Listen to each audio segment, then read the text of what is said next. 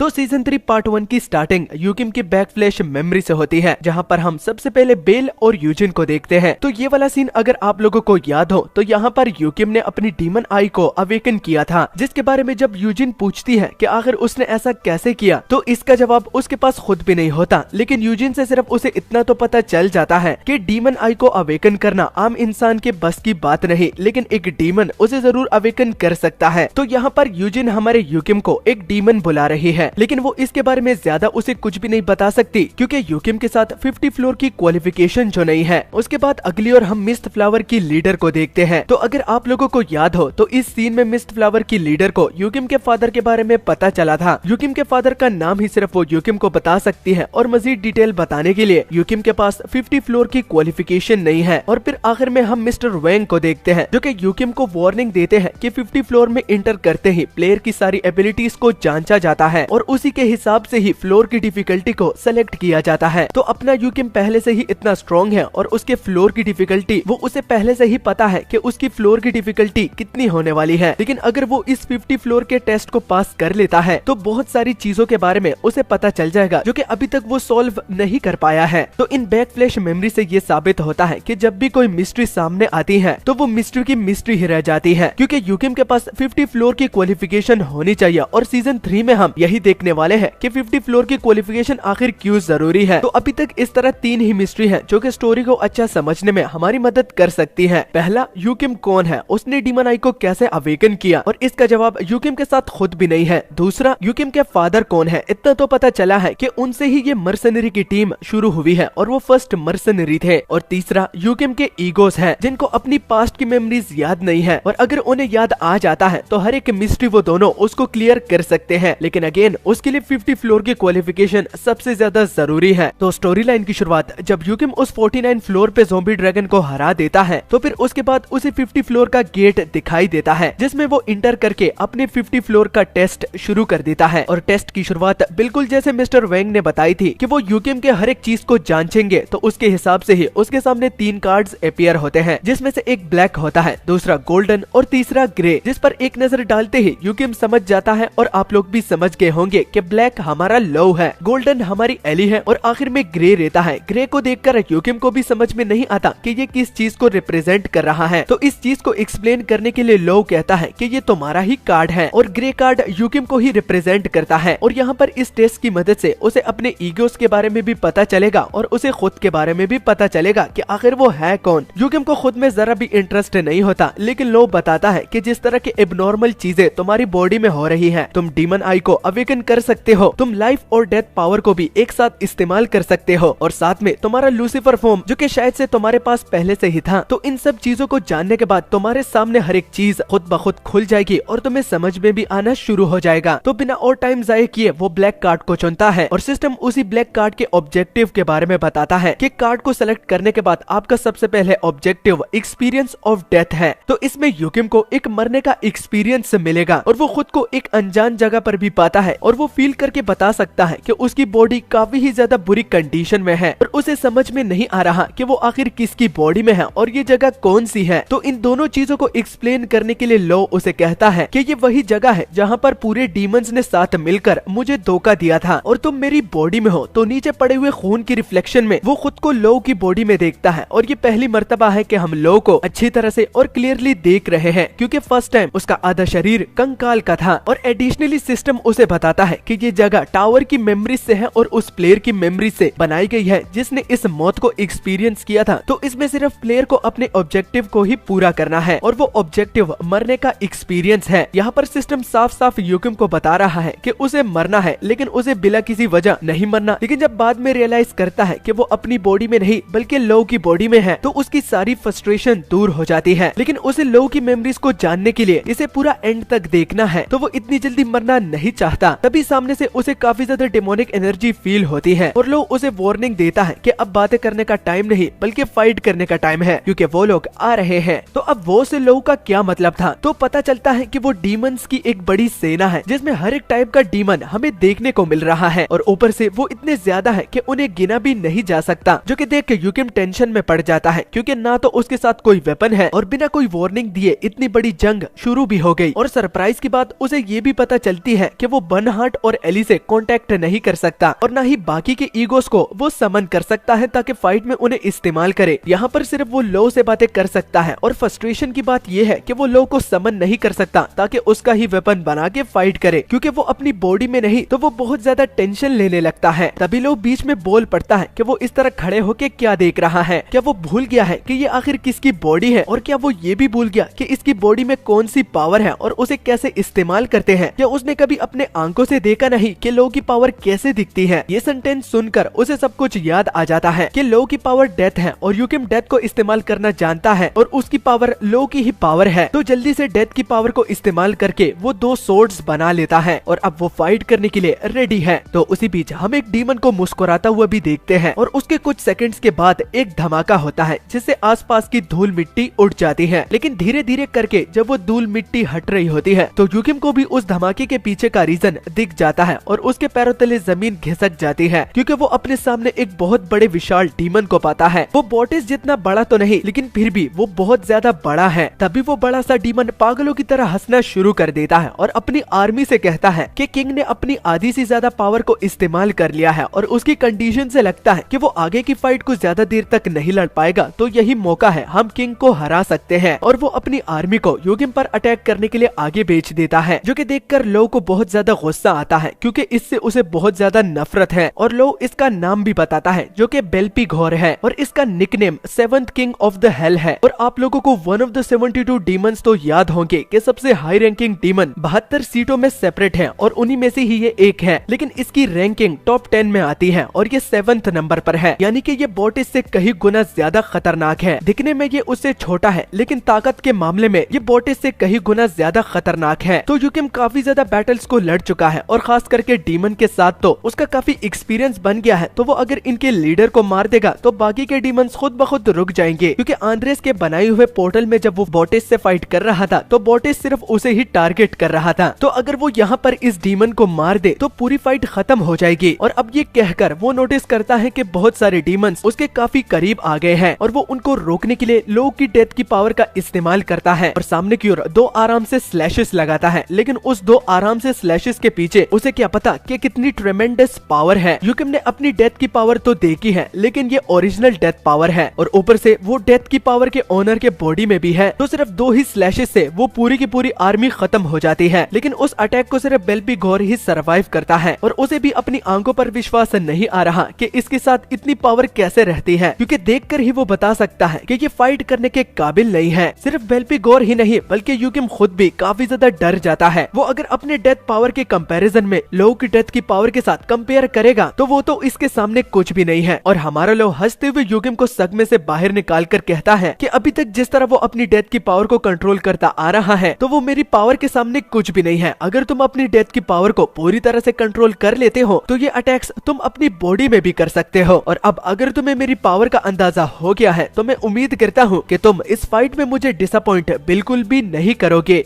तो अगर आप लोग यहाँ तक पहुँच गए हो तो इसका मतलब आपको सीजन 3 का फर्स्ट पार्ट काफी ज्यादा इंटरेस्टेड लगा है। मुझे ये कहकर अच्छा तो नहीं लग रहा, लेकिन इस चैनल पर आप लोगों की सपोर्ट चाहिए, क्योंकि अगर आप लोगों को नोटी 2.0 याद हो तो वो अभी तक मेरा सबसे बेस्ट चैनल रहा है, लेकिन उसी को ही मैंने खो दिया है। तो उसे खोने का मुझे काफी ज्यादा दुख है। लेकिन अगेन जब मैं सोचता हूँ कि आप लोग मुझे सपोर्ट दिखाएंगे तो शायद से ये चैनल उस पहले वाले से भी बढ़िया परफॉर्म कर पाए। इस टाइम आप लोगों की प्यार की काफी ज्यादा जरूरत है, तो इस चैनल पर जरूर प्यार दिखाना और जल्दी से जल्दी इस चैनल पर भी 10K करवा दो ताकि थोड़ा बहुत दिल को राहत मिले। जिसके बाद हमारी स्टोरी पास्ट में चली जाती है और हम लूसीफर के बैकग्राउंड स्टोरी को देखते हैं, जिसमें हमें बताया जाता है कि डीमंस एक दूसरे के रैंकिंग को जांचने के लिए फाइट करते हैं ताकि उन लोगों को पता चले कि कौन सा डीमन किस रैंक पर होना चाहिए। तो एक दिन अंडरग्राउंड वर्ल्ड में एक लूसीफर नामी पर्सन आया, तो एक अनजान पर्सन को अंडरग्राउंड वर्ल्ड में आते हुए देखकर बाकी डीमंस ने उस पर ज्यादा गौर नहीं दिया। लोगों ने उसे जरा सी भी अटेंशन नहीं दी, लेकिन उसकी अटेंशन तब चेंज हुई जब वो अपने ही बंदों को मारने लगा और सब लोगों को मार के यानी कि बाकी के डीमंस को मार के रैंकिंग के सबसे टॉप पर पहुंच गया और सब लोग उसे डीमन किंग बुलाने लगे। जिसके बाद सीन दोबारा प्रेजेंट पर आता है और 7th king of the hell गुस्से में लूसीफर का नाम कहकर ऊपर छलांग मारता है, जो कि देखकर यूकिम भी हैरान है कि इतने मोटे और बड़ी बॉडी के साथ ये इतनी ऊंची छलांग कैसे मार सकता है। छलांग मार के 7th king of the hell अपने हाथ से ही वेपन बना के सीधा हेड ऑन यूकिम पर अटैक करने के लिए आगे बढ़ता है। तो बिना किसी डाउट के हमारा यूकिम उसके अटैक को डॉज कर लेता है और seventh king of the hell के मुंह से लूसीफर का नाम सुन के अब वो लो से पूछता है कि क्या उसका नाम लूसीफर है। तो लो का जवाब हाँ में होता है, लेकिन वो इस नाम को कब का भुला चुका है, क्योंकि अब उसका नाम लूसीफर नहीं बल्कि लो है, जो कि उसे कहते हुए अच्छा तो नहीं लग रहा, लेकिन उसके मास्टर ने उसका ये नाम रखा है, जो कि सुन यूकिम मुस्कुराता है और अब अटैक करने की बारी उसकी है। लेकिन तभी सेवंथ किंग ऑफ द हिल को भी पता चल जाता है कि अब इसका अटैक आने वाला है, तो जल्दी से वो एक शील्ड को क्रिएट कर लेता है और यूकिम का हर एक अटैक सीधा शील्ड पर लगता है। लेकिन फिर भी अपनी शील्ड की ये हालत देखकर और फिर लूसीफर की ओर देख के कि इतनी कमजोर और बेहुदा हालत में भी इसके अटैक उसके शील्ड को डैमेज कर रहे हैं, तो उसे भी डर लगने लगता है, क्योंकि जो शील्ड उन्होंने उसे दी है तो वो भी लूसीफर के अटैक के सामने नहीं टिक पा रहा। अब यहाँ पर बेल्पीगोर का उनसे क्या मतलब है तो ये हमें बताया नहीं जाता, लेकिन अब यूकिम बेल्पीगोर को लो का एक मैसेज देना चाहता है। वो मैसेज तो नहीं लेकिन एक थ्रेट जरूर होता है, क्योंकि लो की पर्सनैलिटी हम अच्छी तरह से जानते हैं। वो बेल्पीगोर से इस बात को क्लियरली कहता है कि वो जब भी दोबारा वापस हेल में आएगा तो उससे रिलेटेड जितनी भी चीजें होगी वो उन चीजों को तहस नहस कर देगा, यहाँ तक कि उसकी फैमिली को भी नहीं बख्शेगा, क्योंकि उसने जो जो कांड किए हैं तो उसकी सजा उसे भुगतनी पड़ेगी। यहाँ तक कि अगर उसे समझ में आ गया हो और वो अपने घुटने भी टेकना चाहता हो और उससे माफी मांगना चाहता हो तो वो उसे माफ नहीं करेगा, क्योंकि इस वाली गलती को लो कभी भी नजरअंदाज नहीं करेगा। बेल्पीगोर इस बातों पर ज्यादा गौर नहीं देता, लेकिन उसके जहन में ये बात जरूर चल रही है कि इसने लो का जो नाम लिया है तो वो पहली मर्तबा सुन रहा है और ये किस लो की बात कर रहा है तो वो उसे जानता नहीं है। लेकिन फिर भी प्रेजेंट फाइट पर फोकस करके वो यूकिम का डट कर मुकाबला करता है। लेकिन अजीब बात उसे ये लगती है कि अभी तक इसकी बॉडी एकदम तहस नहस हो गई थी, इसके अटैक्स काफी ज्यादा वीक हो गए थे, लेकिन अब उसे ऐसा फील हो रहा है कि धीरे धीरे जब वक्त गुजरता है तो ये और भी ज्यादा स्ट्रॉन्ग होने लगा है। और लो भी यूकिम को देखकर कि वो उसके डेथ पावर को काफी अच्छी तरह से कंट्रोल कर रहा है तो उसे अप्रिशिएट करता है। और यूकिम को भी अब अपने ऑब्जेक्टिव की रियल मीनिंग समझ में आ गई है कि एक्सपीरियंस ऑफ डेथ का मतलब ये नहीं कि उसे अपने एनिमीज के हाथों मरना हो, बल्कि सिस्टम का तो डेथ से मतलब था कि लो की डेथ पावर को यूकिम 100% कंट्रोल करने का एक्सपीरियंस ले और उसे अच्छी तरह से हैंडल करने में सिस्टम उसकी मदद कर रहा है। यूकिम इस ट्रायल का पूरा फायदा उठा रहा है और डेथ के साथ उसकी जितनी भी ट्रेनिंग हो रही है तो वो इस डेथ की एक डेविस्टेटिंग लेवल पर चला जाता है, जो कि बेल्पीगोर भी देखकर डर जाता है। और बातों बात में लो यूकिम को काफी ज्यादा रोस्ट भी करता है कि जब मास्टर अपनी बॉडी में होता है तो उसका दिमाग काम नहीं करता, उससे गधा भी अच्छा है, लेकिन उसकी बॉडी में आने के बाद वो अपने दिमाग का भी इस्तेमाल कर रहा है। और अब बेल्पीगोर का काम तमाम करने के लिए वो अपनी डेथ की पावर को स्टोर करता है और उससे एक बड़ी सी सोर्ड बना लेता है। और बेल्पीगोर भी यूकिम की इस टेक्निक को देखने के बाद डर जाता है और उसे अब लूसीफर नहीं लगता, क्योंकि जितना वो लूसीफर को जानता है तो इस अटैक पैटर्न में वो काफी ज्यादा चेंज उसे दिख रहा है और चेंज के साथ साथ लूसीफर का एक अपग्रेडेड वर्जन भी। और अब उसे शक होने लगता है कि ये वो लूसीफर से ही फाइट कर रहा है या फिर किसी और के साथ। और जब ये रियलाइज करता है कि इस अटैक को रोकना भी है तो बहुत देर हो जाती है और वो सोर्ड उसके काफी करीब आ जाती है, तो अब सिर्फ उसके साथ शील्ड ही बचती है। तो वो अपनी पावर से दोबारा वो शील्ड बना लेता है, लेकिन वो अब इस मर्तबा डाउट में है कि क्या इस अटैक को वो शील्ड रोक पाएगी। और अगले ही पल एक बहुत बड़ा धमाका होता है, आसपास की धूल मिट्टी दोबारा उठ जाती है, लेकिन धीरे धीरे हटने के बाद हम बेल्पीगोर को देखते हैं जिसने इस अटैक को भी सरवाइव कर लिया। लेकिन हैरानी की बात यह होती है कि बेल्पीगोर को भी पता नहीं कि उसने इस अटैक को कैसे सरवाइव किया, लेकिन वो जिंदा बच गया। और वो घबराते हुए जोर जोर से चिल्लाता है और ऐसा शो करवाता है कि उसे पता था कि ये इस अटैक को काफी आराम से ब्लॉक कर लेगा। और साथ में यूकिम का मजाक भी उड़ाता है कि उसे क्या लगा कि किंग ऑफ हेल होने के बाद भी वो उसे आराम से हरा देगा। तो इस गलतफहमी को वो होपफुली इस अटैक के बाद क्लियर कर चुका हो कि वो किसी आम डीमन के साथ नहीं बल्कि हेल के सेवंथ किंग के साथ लड़ रहा है। यूकिम बेल्पीगोर को सरवाइव करता हुआ देखकर परेशान हो जाता है, लेकिन उसकी इस परेशानी को दूर करने के लिए लो उसे कहता है कि परेशान होने की बात नहीं, ये रूलर है, इस टावर के अंडरग्राउंड सेक्शन का रूलर, जिसे टावर ताकत देता है। और ये अपर सेक्शन वाले और नीचे सेक्शन वाले अपने आप से ही रूलर नहीं बने, बल्कि इन्हें मारा गया है और मारने के बाद इन्हें टावर का एक रूलर बना दिया गया है। और जिस शील्ड से इसने तुम्हारे इस अटैक को ब्लॉक किया है तो ये इसकी पर्सनल पावर भी नहीं है, ये उसे टावर से मिली है, वरना इसके साथ इतनी पावरफुल शील्ड नहीं थी जो कि इस डेविस्टेटिंग अटैक को भी डोज कर ले। इस सब चीजों के पीछे टावर ही है, जो कि सुनकर यूकिम को पूरी सिचुएशन समझ में आ जाती है और उसे अब और भी ज्यादा गुस्सा आ जाता है और गुस्से में लो उसे कहता है कि बेल्पागोर से निपटने के लिए मुझे सिर्फ एक ही काम करना होगा और वो इसकी पावर को डिस्ट्रॉय करना, चाहे वो टावर की पावर ही क्यों ना हो। मुझे सिर्फ इस गोलगप्पे को हराना है और मेरा ये ऑब्जेक्टिव यहीं पर ही खत्म हो जाएगा। ये कहकर जितनी भी डेथ की पावर उसमें होती है तो वो अब रिलीज करना शुरू कर देता है और उस सारी डेथ की पावर को वो सोर्ड में ट्रांसफॉर्म कर देता है, जो कि देखकर उसे यूकिम पर बहुत ज्यादा गर्व होने लगता है क्योंकि वो उसकी दी हुई पावर को अब सही तरीके से इस्तेमाल कर रहा है। लेकिन फिर भी एक पॉइंट क्लियर करने के लिए कि डेथ एक ऐसी पावर है जिसमें होल्ड बैक करने की कोई जरूरत नहीं। तो जिस तरह के तुम इस पावर को इस्तेमाल कर रहे हो तो इससे भी ज्यादा करो, जितना तुम दम लगा सकते हो तो उतनी डेथ की पावर को इस्तेमाल करो, ये खत्म नहीं होने वाली। और हमारे बेल्पागोर के तो पैरों तले जमीन घिसक जाती है क्योंकि एक शॉट को रोकने में उसकी फट गई थी और उसे डाउट हो रहा था, लेकिन अब हालात तो पहले से और भी ज्यादा बिगड़ गए हैं और पूरी शॉट्स मल्टीप्लाई होके और पूरी स्पीड से बेल्पागोर की ओर बढ़ जाती है और लैंड होते ही पिछली बार के मुकाबले उससे भी बहुत बड़ा धमाका होता है। और फिर हमें पूरे एक हफ्ते के बाद का सीन दिखाया जाता है जहाँ पर यूकिम ने बेल्पागोर को जमीन में गाड़ दिया है और जिस सिचुएशन में वो है तो वो काफी ज्यादा फनी दिख रहा है, लेकिन बेल्पागोर जैसे बड़े डीमन को इस सिचुएशन में लाने के लिए पूरा एक हफ्ता लगा है। यानी कि लास्ट अटैक को यूकिम ने पूरे एक हफ्ते के लिए एक्टिव किया हुआ था, तब आखिर यूकिम ने बेल्पागोर को इस तरह जमीन में गाड़ दिया है और अपने आंखों के सामने अपना अंत रियलाइज करने के बाद बेल्पागोर यूकिम से मदद मांगता है। तभी लोग यूकिम को एक बात बताता है कि बेल्पागोर अपनी ओरिजिनल फॉर्म से बहुत ज्यादा वीक है क्योंकि टावर ने बेल्पागोर की बॉडी का एक कॉपी बनाया हुआ है, लेकिन फिर भी टावर उसकी फुल स्ट्रेंथ को कॉपी नहीं कर पाई। जो कि सुन अब यूकिम के पैरों तले जमीन घिसक जाती है क्योंकि सिर्फ एक कॉपी ने उसका इतना डटकर मुकाबला किया और उसके हर एक अटैक को वो हेड ऑन डॉज करता रहा, तो टावर आखिर और क्या क्या कर सकता है। तो इसके बारे में सोचकर ही उसे डर लगने लगता है और अब वो डाउटफुली कहता है कि अगर ये अपनी ओरिजिनल बॉडी में होता तो यूकिम ये यकीन से नहीं कह पाता कि वो बेल्पागोर को उसकी ओरिजिनल बॉडी में और उसके ओरिजिनल फॉर्म में हरा पाता, क्योंकि सिर्फ एक कॉपी ही इतनी ज्यादा पावरफुल है तो इसका ओरिजिनल फॉर्म इससे भी ज्यादा डेविस्टेटिंग होता। तो अब जरूरत से कुछ ज्यादा ही बातें हो रही हैं और ज्यादा टाइम भी वेस्ट हो रहा है, तो लोग जल्दी से इस मैटर को खत्म करने का बोलता है और बेल्पागोर को पूरी तरह से खत्म करने से पहले वो लव का मैसेज बेल्पागोर को सुनाता है। लेकिन लव का नाम बार बार सुन के वो आखिरकार बोलता है कि आखिर ये लव है कौन और तुम किसकी बात कर रहे हो। तो उसके सवाल को उल्टा इग्नोर करके उसे लव का मैसेज सुनाता है कि बेल्पागोर से मिलकर उसे जरा भी अच्छा नहीं लगा और अगर वो 1000 मर्तबा दोबारा रिस्पॉन होकर उसके साथ मुकाबला करे तो वो उसे फिर इस तरह सिचुएशन में लाके दोबारा मार डालेगा। जो कि सुनकर बेल्पागोर को आखिर ये यकीन आ जाता है कि बॉडी तो लूसीफर की है, लेकिन ये जो बात कर रहा है ये लूसीफर नहीं है। और जब यूकिम की आइडेंटिटी उससे पूछता है तो उसके सवाल करने के बीच में ही वो उसका सिर 2 हिस्सों में कर देता है और बेल्पागोर को मारने के बाद उसका ऑब्जेक्टिव एक्सपीरियंस ऑफ डेथ खत्म हो जाता है। पहले ट्रायल में यूकिम को काफी ज्यादा कुछ सीखने को मिला है, डेथ को कैसे कंट्रोल करना है और टॉप 10 हाईएस्ट डीमन के साथ उसे लड़ने का मौका भी मिला और ऊपर से दोबारा लॉबी में आने पर उसे बेल्पागोर का वो वेपन भी मिलता है जो कि साइज में छोटा तो है, लेकिन वो ये देखकर बता सकता है कि ये बेल्पागोर का ही वेपन है और सिस्टम उस वेपन का नाम भी बताता है, नाम मेस होता है। जो कि सुन के यूकिम को ये बात कंफर्म हो जाती है कि जो एबिलिटी बेल्पागोर उसके अगेंस्ट इस्तेमाल कर रहा था तो ये एक वेपन था, ना कि बेल्पागोर की एक एबिलिटी। लेकिन जब ये आइटम बेल्पागोर के साथ था तो ये बहुत बड़ा विशाल था। अब आखिरकार ये इतना ज्यादा छोटा क्यों हो गया है और वो लो से भी इसके पीछे का रीजन पूछता है कि आखिर ये आइटम छोटा क्यों हो गया है। क्या ये इसलिए क्योंकि इस आइटम ने खुद ब खुद अपने आप को छोटा कर दिया है या फिर ये इसकी एक एबिलिटी है। ये सुन के अब लो इसकी थ्योरी का जवाब देता है कि इसे एक आइटम कहना अच्छी बात नहीं और ना ही वेपन,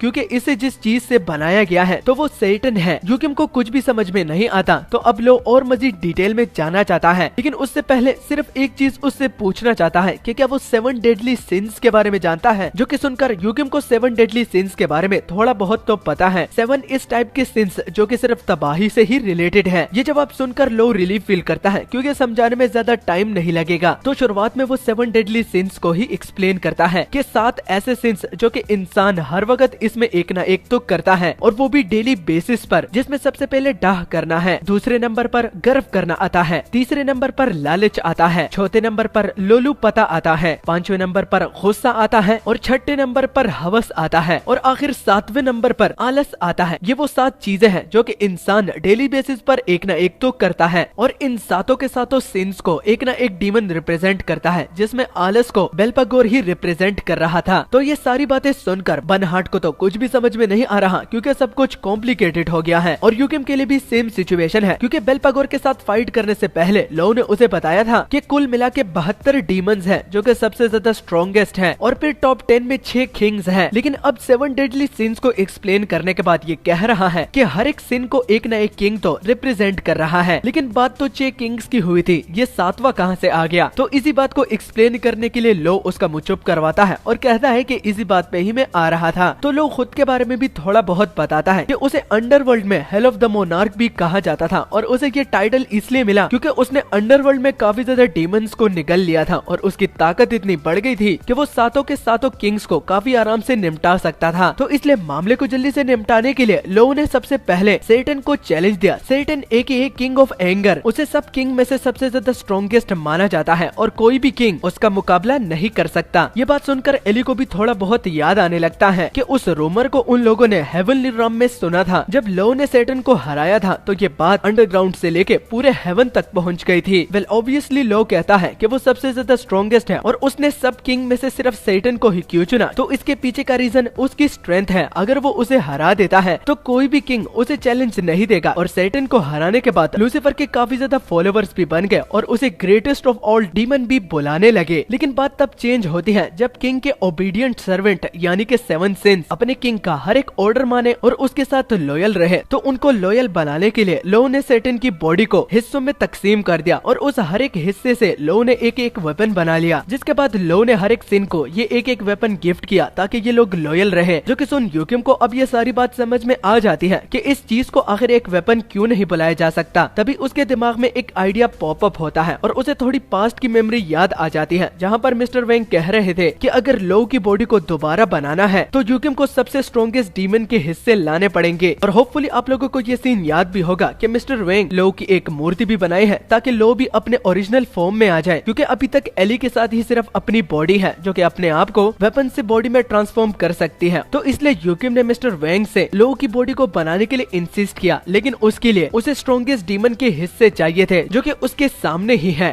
लेकिन लो कहता है कि ये काम नहीं करने वाला, क्योंकि ये एक डुप्लीकेट है, क्योंकि टावर के पास सेटन की बॉडी का ये हिस्सा नहीं हो सकता, और ना ही ये कोई मदद करने वाला है कि लो अपनी बॉडी में दोबारा जा सके। तभी यूकिम सोच में पड़ जाता है कि अगर लो की बॉडी को रिस्टोर करने में ये मदद नहीं कर सकता तो आखिर वो इसको किस तरह इस्तेमाल करे। और वो जब उसे छूता है तो लो के पैरों तले जमीन खिसक जाती है, क्योंकि वो फील करके बता सकता है कि ये कोई डुप्लीकेट नहीं है बल्कि ये सेटन की रियल बॉडी का एक हिस्सा है। लेकिन ये टावर के पास कैसे आया? क्योंकि इस वेपन को तो बेल्पागोर के साथ होना चाहिए था। तो अब यहाँ पर लो दो सिनेरियो को सामने रखकर बोलता है कि दो ऐसी वजूहात हो सकती है जिसकी वजह से टावर के पास ये वेपन आ गया। एक बेल्पागोर मारा जा चुका है, या फिर दूसरा बेल्पागोर के पास एक ऐसा वेपन इसके बदले आया है जो कि इससे भी कहीं गुना ज्यादा खतरनाक और पावरफुल है। तो अब बात यहाँ पर मोड़ ले लेती है जब यूकिम इसके बारे में सोचता है कि अगर बेल्पागोर मरा नहीं तो जिस ट्रायल में बेल्पागोर मरा है वो उसका डुप्लीकेट है, और डुप्लीकेट में ही वो मारा जा चुका है। यानी कि जब रियल फॉर्म में लो को उसने बिट्रे किया था तो लो उस टाइम हार गया था। तो लो ये देखकर ही बता सकता है कि यूकिम इस वक्त क्या सोच रहा है, और वो उसके कुछ कहने से पहले ही उसे जवाब देता है कि कभी भी ऐसा मत सोचना कि मैं बेल्पागोर से फाइटिंग में हार सकता हूँ। तो मैं बेल्पागोर को हराने में 1 हफ्ता लगा था और मुझे 1 हफ्ता भी नहीं लगा था। तो हिम्मत भी, थोड़ी सी हिम्मत भी मत करना कि तुम इसके बारे में सोचो कि Belphegor king of all demon Lucifer को हरा सकता है, जिसने सेटन को भी हराया है। और यूकिम इस बात को ज्यादा छेड़ता भी नहीं, लेकिन जवाब सुनना चाहता है कि उस वक्त बेल्पागोर के धोखा देने के बाद तुम इसे क्यों नहीं मार पाए। तो लो से पता चलता है कि उस वक्त जब वो बेल्पागोर को मार रहा था तो साइड में ही एक रूलर अपीयर हुआ, जिसकी वजह से वो बेल्पागोर को नहीं मार पाया। लेकिन तभी लो की मेमोरीज दोबारा वापस आ जाती हैं, और जो बात उसने बताई है कि उस वक्त एक रूलर आया हुआ था तो उसका फेस उसे अच्छी तरह से याद आ गया है। सील होने की वजह से उसे क्लियरली ये याद नहीं था कि वो बंदा आखिर कौन था, लेकिन मेमोरी वापस आने के बाद उसे याद आ गया है कि वो बंदा जिसने उस वक्त बेल्पागोर और उसकी फाइट के बीच में दखल दिया था तो वो और कोई नहीं बल्कि जो तुम्हारा दोस्त है वो माइकल, जिसके पास 2 पंख भी है और वो एंजल की पावर को भी इस्तेमाल कर सकता है। तो माइकल की शक्ल और उस हेवनली रूलर की शक्ल हूबहू मिलती जुलती थी।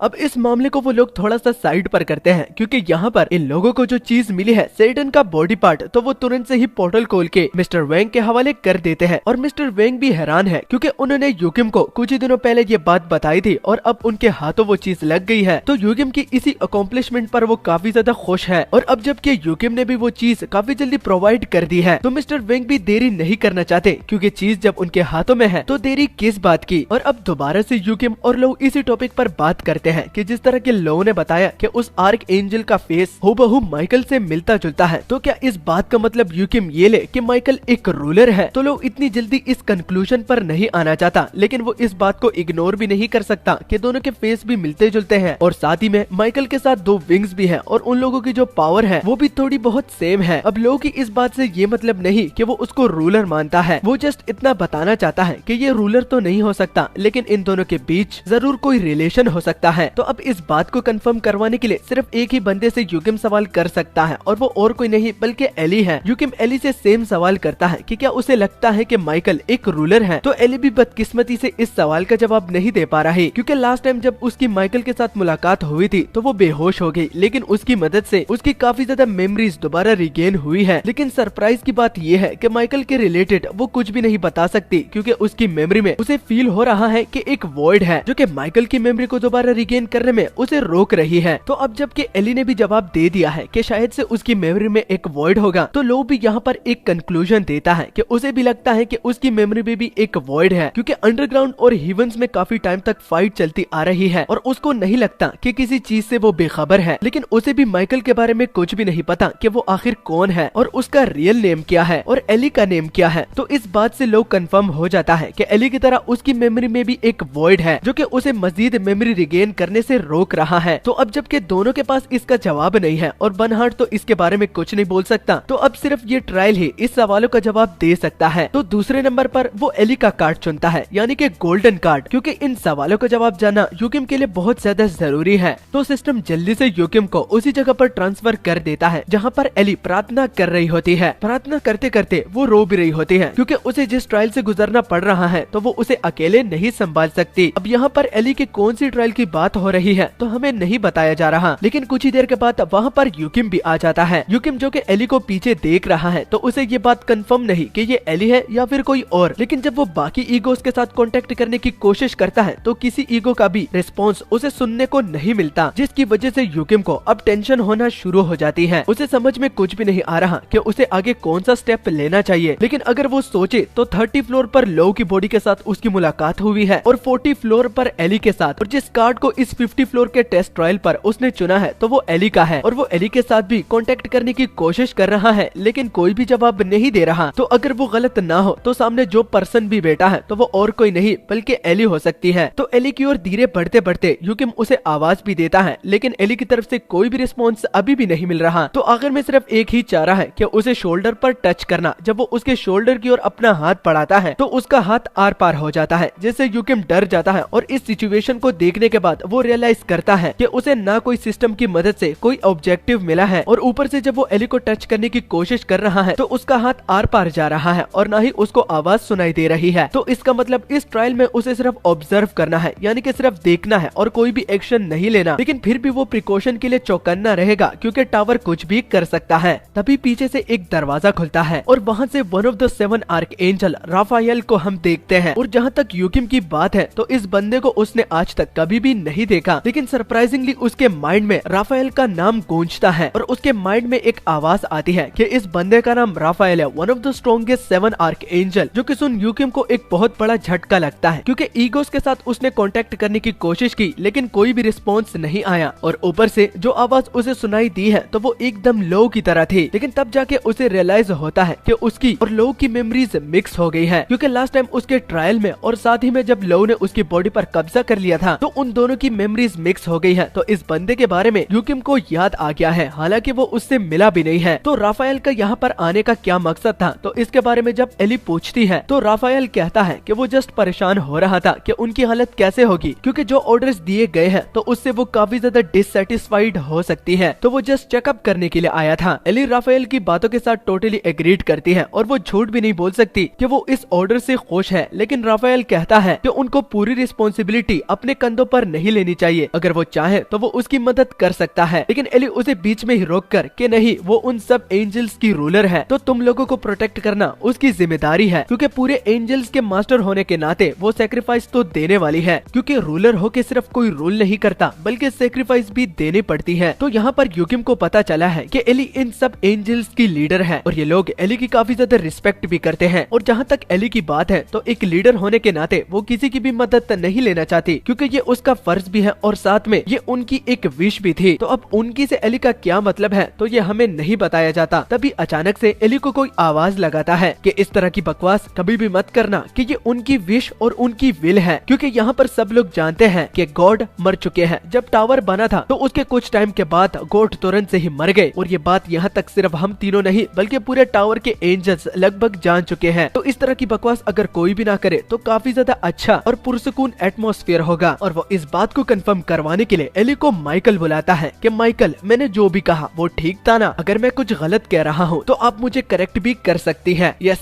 आपने बिल्कुल ठीक सुना, एली का रियल नेम माइकल है। और यूकिम भी ये सुन लेता है, लेकिन वो कंफ्यूज हो जाता है कि इसने एली को माइकल क्यों बुलाया। और एली जब माइकल का नाम बुलाती है तो वो उसे गैब्रियल बुलाती है, जिससे ये बात क्लियर हो जाती है कि माइकल का रियल नेम गैब्रियल है और एली का रियल नेम माइकल है। और जिस टॉपिक पर ये दोनों बात कर रहे हैं कि गॉड मर गए हैं, तो इस बात की भी यूकिम को कुछ भी समझ में नहीं आता, लेकिन वो कन्वर्सेशन को पूरा फोकस देगा और समझने की पूरी कोशिश करेगा। और जिस विल को कंप्लीट करने की बात हो रही है तो वो दरअसल माइकल को सैक्रिफाइस करना है, जो कि सुन के यूकिम के पैरों तले जमीन खिसक जाती है। और जो गैब्रियल ने बताया है तो उसकी प्रिपरेशन भी हो गई है और रिचुअल को तैयार करने में और शुरू करने में सिर्फ एली की ही कमी है, यानी कि माइकल की। मैं नाम को यहाँ पर इसलिए चेंज कर रहा हूँ ताकि आप लोगों को स्टोरी की समझ में आए। इस ट्रायल को कंप्लीट करने के बाद माइकल का नाम माइकल ही बुलाऊंगा और एली का नाम एली ही बुलाऊंगा। हाँ, और एक लेट अपलोडिंग के रिलेटेड भी एक बात करनी थी। मैंने ये वीडियो 2 दिन पहले ही बना ली थी, लेकिन मेरे को समझ में नहीं आ रहा था क्योंकि यूट्यूब मुझे अपलोड करने से रोक रहा था। किसी किस्म की गाइडलाइन लगी थी, लेकिन अब जाके पता चला है कि गाइडलाइन स्ट्राइक लगने की वजह से 1 हफ्ते के लिए मैं उस चैनल पे अपलोड नहीं कर पाऊंगा। और मुझे भी समझ में नहीं आ रही थी कि क्या मसला है और क्या नहीं, लेकिन अब जाके पता चला है और हम कोशिश कर रहे हैं कि जल्दी से जल्दी उसको रिमूव करवाया जाए, क्योंकि उसमें हमारी कोई गलती ही नहीं है। लेकिन अगर नहीं होता तो इस चैनल पर ही वीडियो आया करेंगी। और इसके भी जल्दी